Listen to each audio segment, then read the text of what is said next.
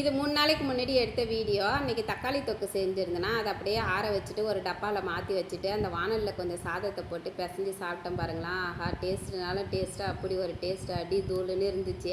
கோடி ரூபாய் குடுத்து தங்கத்தட்டு வாங்கி அதில சாதத்த போட்டு பெசஞ்சு சாப்பிட்டாலுமே, இந்த லாஸ்ட்டா வாணல்ல போட்டு சாதத்த பெசஞ்சு சாப்பிட்றோம் பாருங்களா! அதில இருக்கிற டேஸ்ட்டு வேற எதுலயுமே இருக்காது.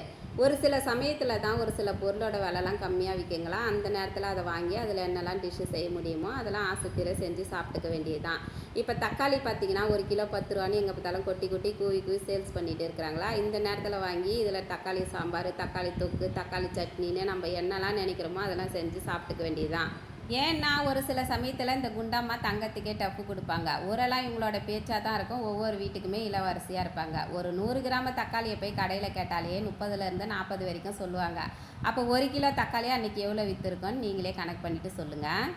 சரிங்க. இந்த குண்டாம்மாவோடைய பெருமைய பேசி நேரத்த வீணடிக்காம, நான் இந்த தக்காளி தொக்க எப்படி செஞ்சு, எப்படி சேவ் பண்ணி வச்சுருக்கிறேன் அப்படின்னு சொல்லிட்டு பார்க்கலாம். நான் 2 கிலோ அளவுக்கு தக்காளி வாங்கிட்டு வந்திருந்தேன்னா, அதில் ஒரு 1/2 கிலோ தக்காளி அளவுக்கு பழமா பொறுக்கி வாஷ் பண்ணி ஒண்ணும் பாதியுமா கட் பண்ணிக்கிட்டேன்.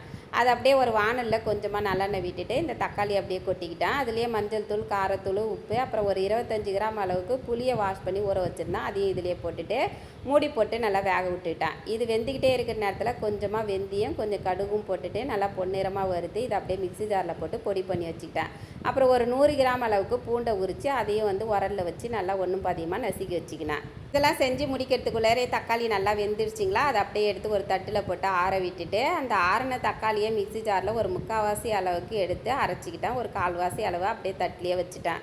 வேற ஒரு வாணல்ல நல்லா தாராளமாக நல்லெண்ணெய் விட்டுட்டு, அதில் வந்து கடுகு உளுத்தம் பருப்பு, கருவேப்பிலை, அதுக்கப்புறம் நம்ம நசுக்கி வச்சுருக்கிறோம்ல அந்த பூண்டையும் போட்டுட்டு நல்லா பொன்னிறமாக வர வரைக்கும் வதக்கி விட்டுட்டு, நம்ம அரைச்சி வச்சுருக்கிற இந்த தக்காளி விழுதியும் இதிலேயே ஊற்றிட்டு, நம்ம அரைக்காமல் கொஞ்சம் வச்சுருக்கிறோம்ல அதையும் இதிலேயே போட்டுட்டு எல்லாத்தையும் சேர்த்து நல்லா வதக்கி விட்டுக்கிட்டேன். அதிலே வந்து இந்த நேரத்தில் நமக்கு தேவையான அளவுக்கு உப்பு, காரம், அதுக்கப்புறம் கொஞ்சம் பெருங்காயத்தூள் இதெல்லாம் போட்டுட்டு எல்லாத்தையும் சேர்த்து கிண்டி விட்டு மூடி போட்டுட்டு ஒரு 10 நிமிஷம் கொதிக்க விட்டுட்டேன். இது நல்லா கொதித்து அந்த எண்ணெய்லாம் மேலே திரிஞ்சு வரும் பாருங்களா, அந்த நேரத்தில் நம்ம நுணுக்கி வச்சுருக்கிற இந்த பவுடரையும் போட்டு மறுபடியும் ஒரு கிளறி விட்டு சிம்மில் வச்சு 10-15 நிமிஷம் கொதிக்க விட்டோம்னா அந்த எண்ணெய்லாம் மேலே கக்கி வரும் பாருங்களா, அந்த நேரத்தில் அப்படியே அடுப்பு ஆஃப் பண்ணிவிட்டு எடுத்து ஆற வச்சிடணும். கொஞ்சம் கூட சூடே இல்லாமல் இது நல்லா ஆறுனதுக்கப்புறம் அப்படியே எடுத்து ஏதாவது ஒரு பாக்ஸில் சேவ் பண்ணி வச்சுக்கிட்டோம்னா 1 மாதம் ஆனாலுமே அப்படியே வீணாகாமல் இருக்கும். அப்படியே ஃப்ரிட்ஜில் வச்சோம்னா ஒரு 1.5 மாதம் அளவு கூட இதை வச்சு சாப்பிட்லாம்.